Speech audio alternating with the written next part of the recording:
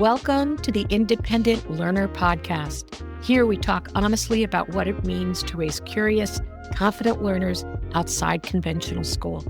Brought to you by Mosaic, we share real conversations, practical ideas, and honest stories from people living learner-led lives every day. Let's dive in. Thank you, everyone, for listening in today. We are joined by Dr. George James to talk about something many Mosaic families experience. What happens when your choice to unschool or take any non-traditional path raises questions from the people around you?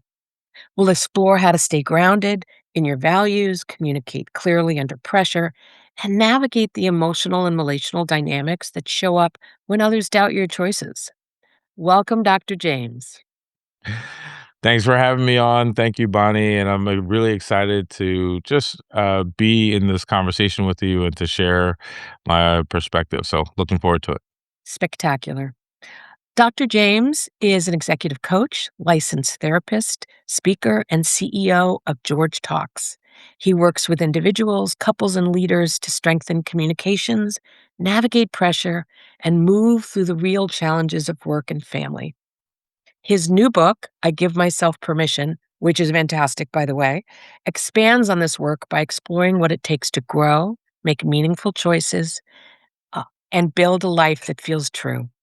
George has shared his perspective on the Today Show, CNBC, and NBC News Now, where he's known for offering clear, relatable insights into human behavior. Thank you so much, George, and we'll launch in with some grounding.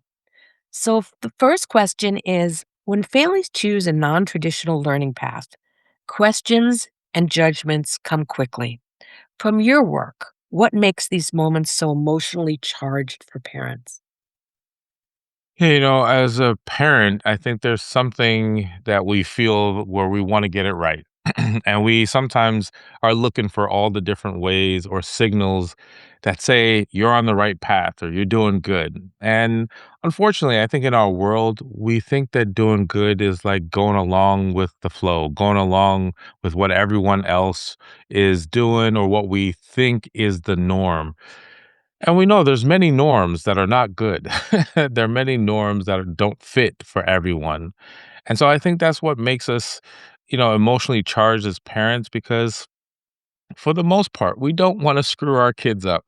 Right? We don't want to feel like we've really altered their life in a negative way. And so we try hard to make choices or decisions or not repeat certain things that we experienced growing up, hoping that we can give our kids a really great experience in life. Something that I think I took from my own parents is the thought that I always felt they wanted my life to be better than theirs, right? And I think that as a parent, I feel that. Like I want my kids to have a great experience in life. Of course, there's going to be ups and downs and challenges, but I want it to be better or earlier than what I had. And I think that's what adds to this emotionally charged experience that we have sometimes as parents. Well, as a parent, I could certainly relate to everything that you're saying, and it gets to the heart of sort of the fears and concerns people have. So then, for parents who are early in their journey with an alternative pathway for learning, what does it look like to stay grounded in their values when they're still figuring things out for themselves? Yeah, I think there's a part of this of just believing in yourself. But I'll go back to a little bit about the fear and then get back to like how we can believe in ourselves. I think part of this is what is the narrative or the story that you're telling yourself? I'm really big on that because I have to practice this daily. What is my story and what are the layers of this story, right? What does it mean to be a Black man with Jamaican background from the East Coast of the US? Like all of those things shape me and shape my story, much less my lived experience. And so I think as parents, we can sometimes have fear because we're telling ourselves a story and we don't know the end of our child or children's story.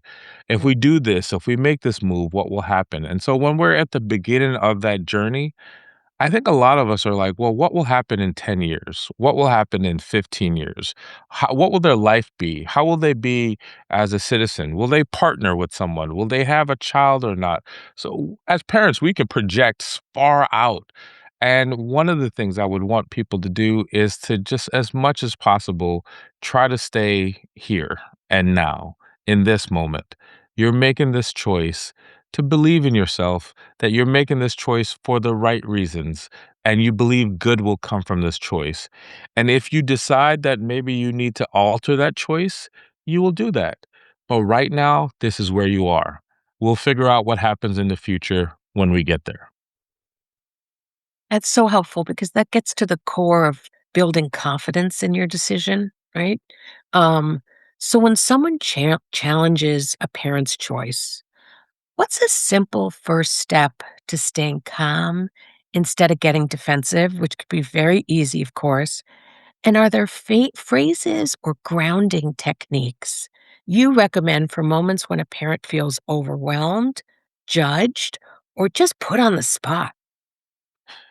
Yeah, I think, so many things can get the best of us, right? And a lot of times it's really important to know, one, what are your triggers, or who might be a trigger for you, and also what are some ways to handle yourself when you get triggered.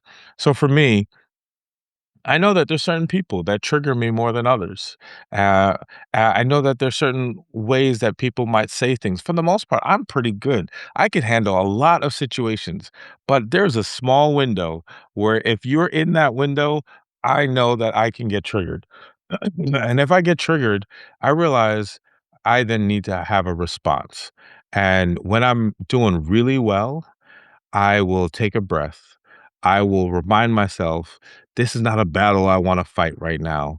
I will tell myself, this is going to derail the joy I've had today. When I'm not at my good place, I fall for the trap, as I say often. I get pulled in and now I'm fighting, I'm defensive. I'm trying to argue something that really doesn't even need to be argued. You made the choice. You are parenting your child, not them. They are not there. They don't fully get or understand why you're doing it, and that's fine. But to also know you don't have to defend every decision you make as a parent. And when you fully own that, it's you can say, you know what? I don't have to explain myself today, or I don't have to engage in this battle. I'm going to take a breath. I'm going to believe in myself, and I'm going to keep moving forward. So when one finds oneself in that circumstance where you're triggered, right? And you don't want to defend yourself. You want to extricate or whatever the right word is from the dialogue. What are some phrases or techniques? You mentioned breath, but also what do you say in those moments where you're up against it, for lack of a better word? What are your recommendations for phrases or ways people can kind of move the dialogue on? Yeah, I think that for many of us, we could say, you might not understand why I'm making this choice, and that's fine, but this is not the time to discuss it. Mhm. That could be a really great way to polite and move forward. Or you could say, I don't want to have this conversation right now. You could say, thank you for your perspective, but let's agree to disagree. Or thank you for your perspective. I don't feel like going there right now. Or thank you for your thoughts. But let's focus on dinner, or let's focus on this other thing. We can come back to that later. So you could acknowledge and then deflect, or acknowledge, or and then move on.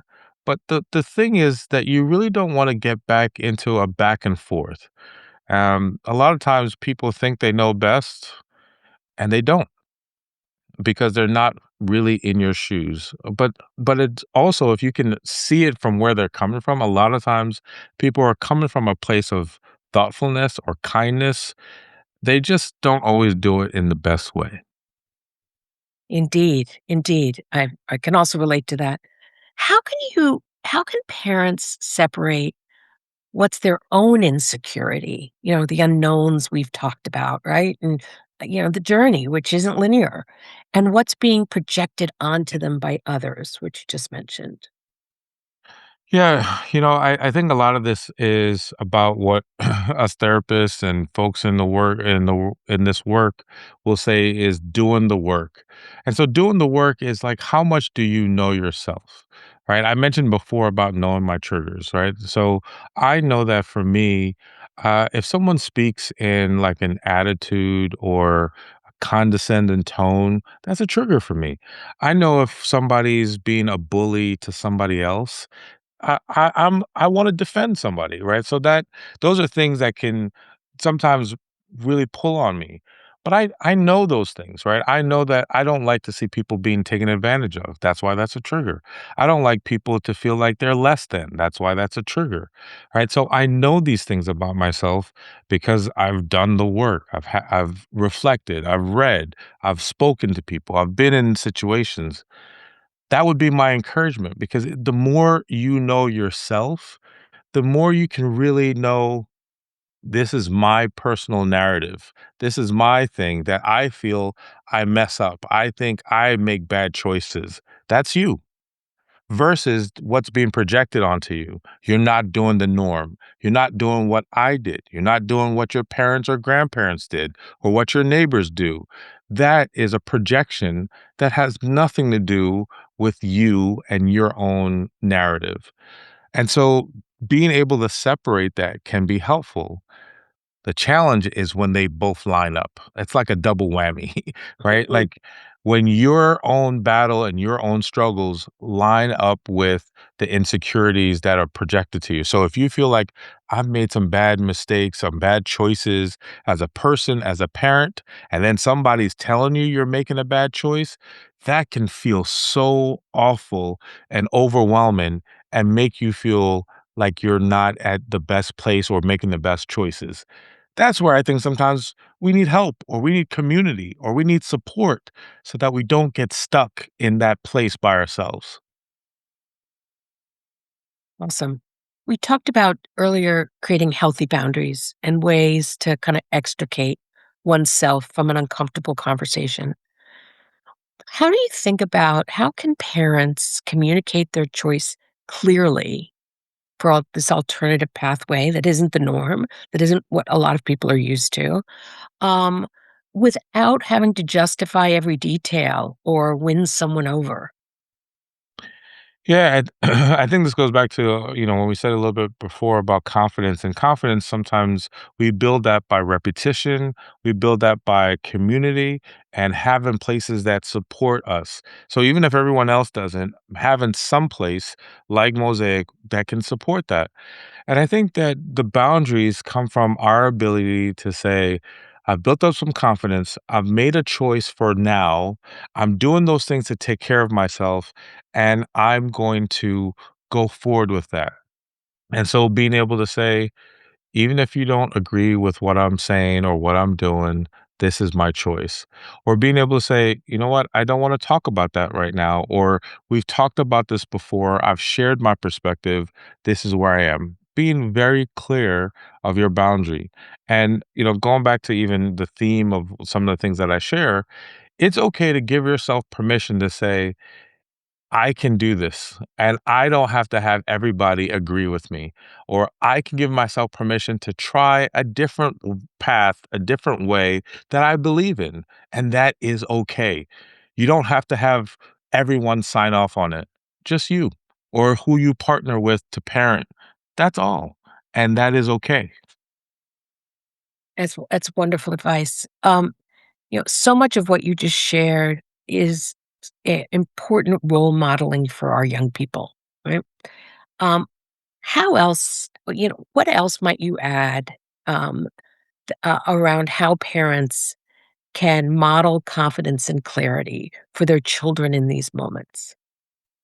Yeah, I think that sometimes as parents, and maybe, maybe in my own journey as a parent, I thought that confidence means I'm 100% confident all the time. And that's not real. That's not realistic. I think that I grow in confidence. And there's a point where I might be 60-40, right? And it's okay to be able to say, like, a good part of me really believes in this, but there's some parts of me that are uncertain, but I'm going to lean to the part that believes.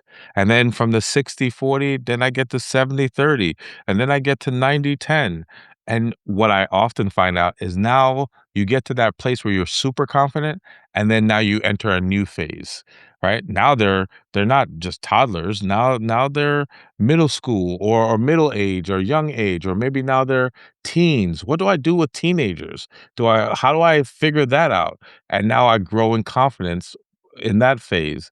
And I think each phase is a building of new experiences, sometimes some maybe choices you could do differently. And then you get to a place where you're like, you know what? I am grateful that I took this path. I can look back and see how my child or children have developed. I can see their creativity. I can see their openness to just learn, and I'm grateful for that. And that also adds to your level of confidence. And so remember to take in those signs and those experiences, because sometimes we just focus on the things that maybe go wrong or the insecurities that are being projected onto us versus remembering there's some evidence that what you did and the choices you're making is a good choice. What I'm also hearing you say in terms of modeling for our young people is the opportunity to be transparent with Yeah, them yeah, about this journey you're also on, yeah, that you're on it together and you're on it yourself. yeah. No, I think that is so important. I've had conversations with my own children around, like, I want to stay in your life. I remember saying this to my daughter, like, you mean a lot to me. I want to always be in your life. I want to be able to have conversations.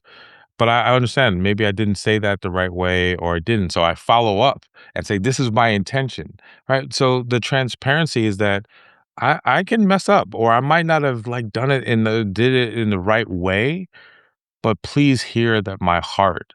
And I think as a parent, when we're transparent like that, it does model to our child and children to say their thoughts and feelings and to express themselves as we go along. And that, I think, is the heart of it.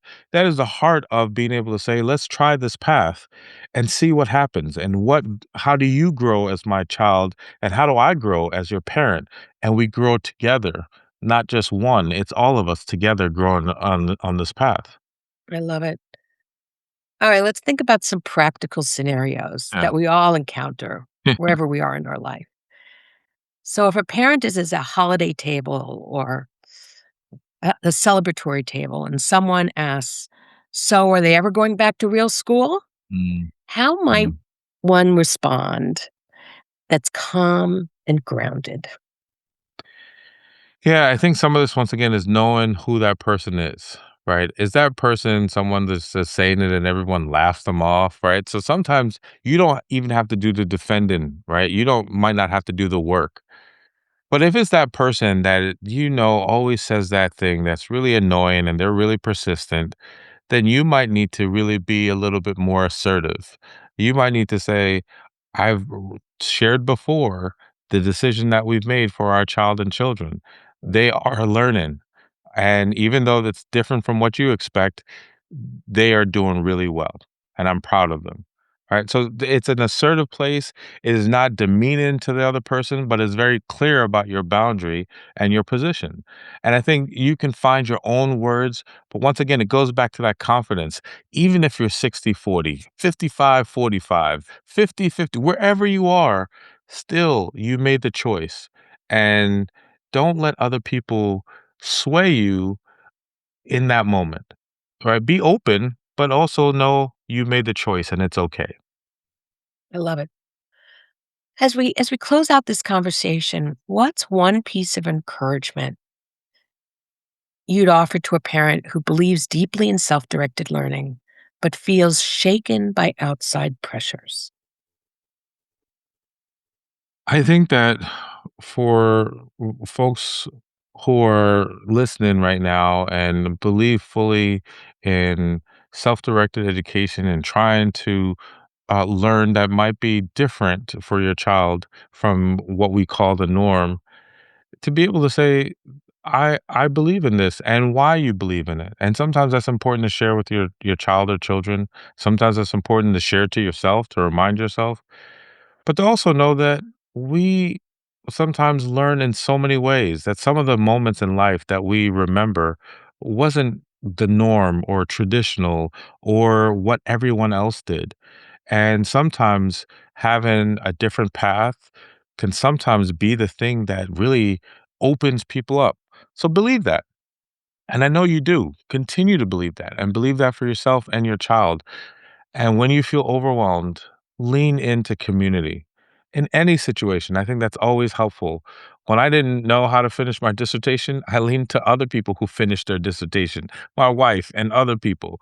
When I didn't know how to start my business or to move my business further, I leaned to folks who did things with their business.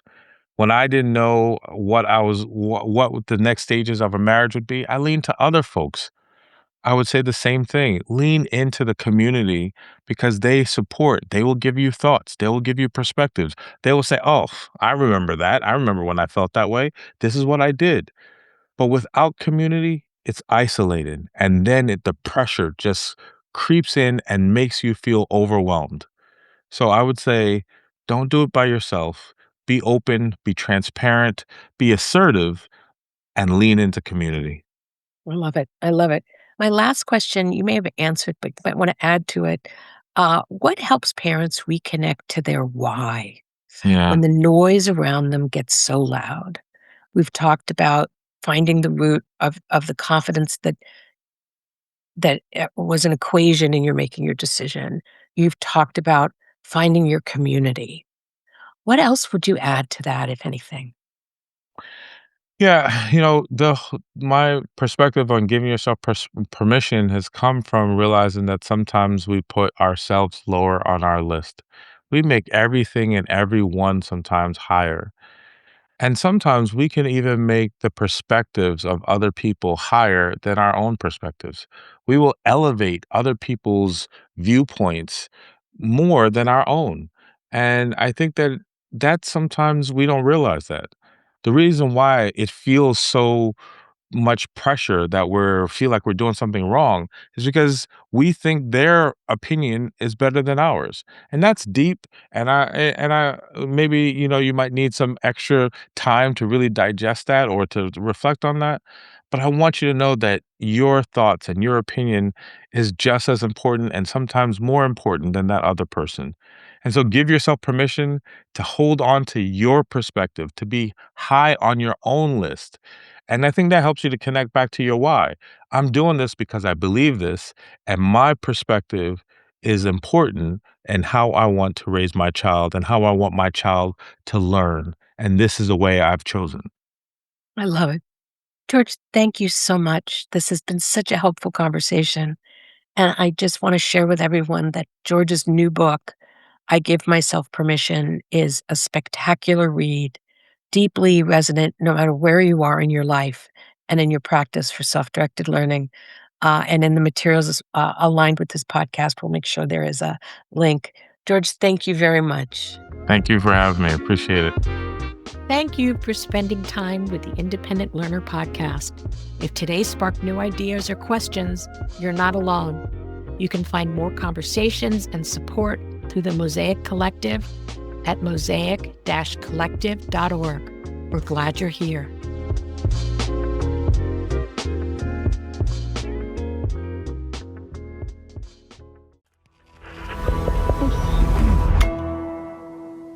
Resonate.